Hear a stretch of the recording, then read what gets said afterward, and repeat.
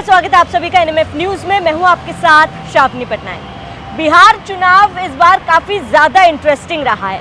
कई मुद्दे जिन्होंने सभी का ध्यान अपनी ओर खींचा था, चाहे एसआईआर का मुद्दा हो, वोट चोरी का मुद्दा हो, प्रधानमंत्री नरेंद्र मोदी की माताजी के लिए अपशब्दों का इस्तेमाल करना, कई मुद्दे जिस पर हमने बात भी की।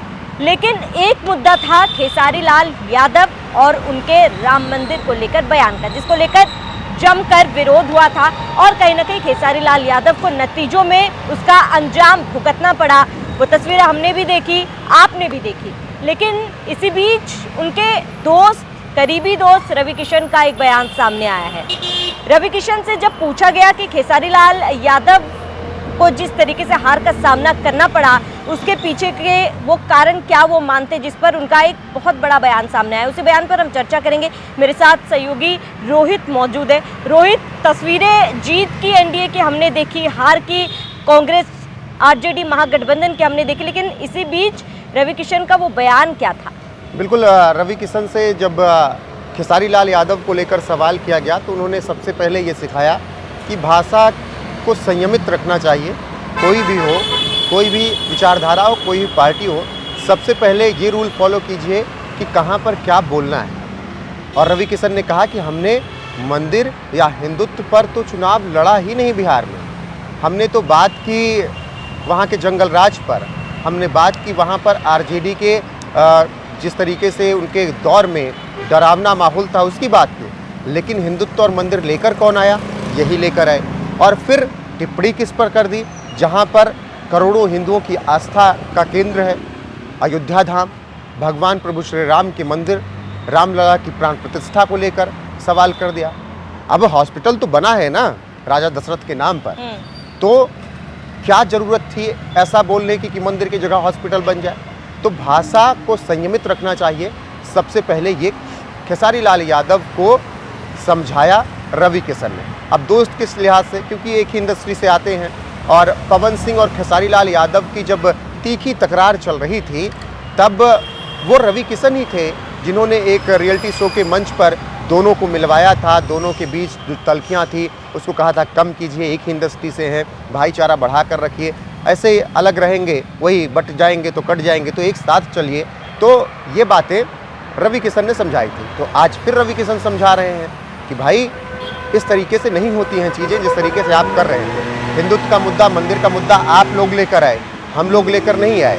और फिर रवि किशन की इन बातों को अगर खेसारी समझ लेंगे तो उनके लिए भविष्य में बेहतर रहेगा। बाकी छपरा के चुनाव परिणाम बता रहे हैं कि खेसारी लाल यादव छोटी कुमारी से 7,000 से ज़्यादा वोट से चुनाव हार चुके हैं।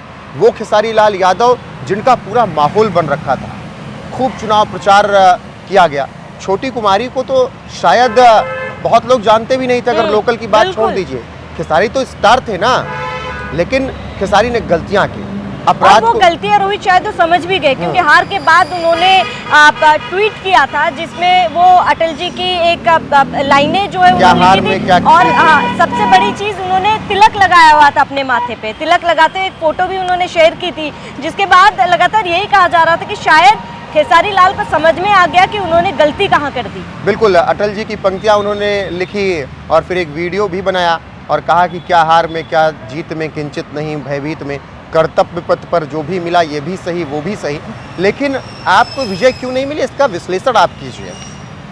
और इसका विश्लेषण जब आप करेंगे तो आपको समझ में आएगा खेसारी जी की गलतियाँ कहाँ की। वही गलतियाँ रवि किशन गिना रहे हैं, वही गलतियाँ निरहुआ बता रहे थे। बिल्कुल रोहित, अब रवि किशन की उस बयान की हम बात कर रहे थे जहां पर वो सलाह दे रहे हैं, समझा रहे हैं खेसारी लाल यादव को। लेकिन उन्होंने इसी बीच एक बड़ा बयान ये भी दिया है उत्तर प्रदेश चुनाव को लेकर और बंगाल चुनाव को लेकर। उन्होंने एक मार्जिन भी सेट कर दी कि 300 के ऊपर। उन्होंने ये भी कहा कि आप मार्क माय वर्ड्स, यही सीटें हम जीतेंगे और यही कारण है कि हम इकट्ठा लड़ रहे हैं। हमने ना धर्म पे बात की, हमने ना जाति पे बात की, हमने मुद्दों पर बात की थी। प्रधानमंत्री नरेंद्र मोदी, नीतीश कुमार ने मुद्दों पर बात की थी, जिसके वजह से आज उनको ये समर्थन मिला। आज जो तस्वीरें एनडीए की है वो संभव हो पाई है।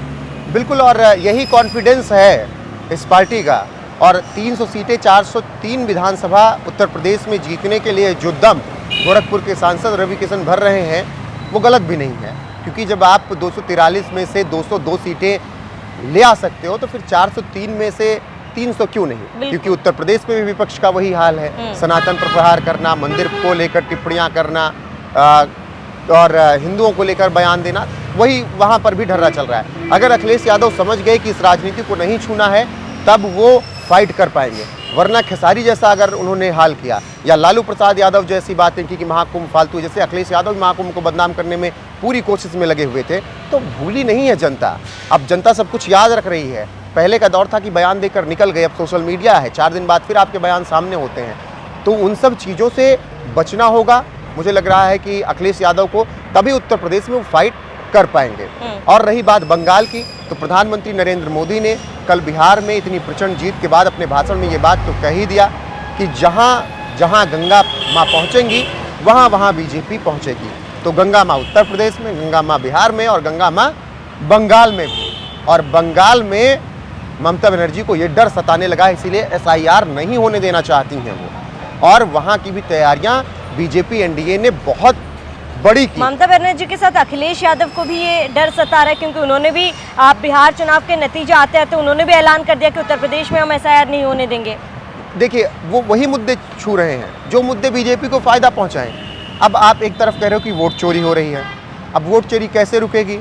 SIR होगा, जो फालतू के लोग होंगे उनको बाहर किया जाएगा, तभी तो वोट चोरी रुकेगी। आप एक तरफ वोट चोरी का आरोप भी लगा रहे हो, दूसरी तरफ SIR भी नहीं होने दे रहे। ये ठीक वैसा ही है कि ईवीएम हैक हो गई और फिर आप कह रहे हो वोट चोरी हो गई। जब ईवीएम हैक हो गई तो वोट चोरी करने की जरूरत क्या थी?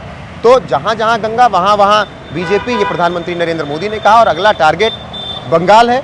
उत्तर प्रदेश में स्थितियां और मजबूत करने की जरूरत है। 2024 में जो झटके लगे थे उससे उबरने की जरूरत है और उसकी तैयारियां भी योगी आदित्यनाथ के नेतृत्व में वहां पर चल रही हैं। 27 के चुनाव दिलचस्प होंगे, लेकिन उससे पहले बंगाल, असम के चुनावों पर सबकी नज़र होगी। असम में हिमंता बिस्वा शर्मा ने जिम्मेदारी संभाल ली है और खेसारी लाल यादव जैसी अगर गलतियां अब विपक्ष नहीं करेंगे, प्रत्याशी तमाम नहीं करेंगे, तो वो टक्कर दे पाएंगे। मैं फिर ये नहीं कह रहा हूँ कि जीत को मत सोचिए, आप टक्कर दे सकते हैं। सोचिए, खेसारी ने इतने बयान देकर 7000 वोटों से अपनी हार स्वीकार की और छोटी कुमारी ने प्रचंड बहुमत वहाँ पर एनडीए को मिला और छोटी कुमारी ने शानदार जीत दर्ज की। और वही रवि किशन समझा रहे हैं कि खेसारी को संयम बरतना चाहिए था, ऐसे शब्दों का और ऐसे मंदिर पर, ऐसे हिंदुत्व पर प्रहार नहीं करना था, योगी आदित्यनाथ पर ऐसी टिप्पणी नहीं करनी थी। बिल्कुल, रोहित समझा तो रहे हैं, लेकिन ये कितना खेसारी लाल यादव को समझ में आएगा, विपक्षियों को समझ में आएगा, ये देखना महत्वपूर्ण होगा।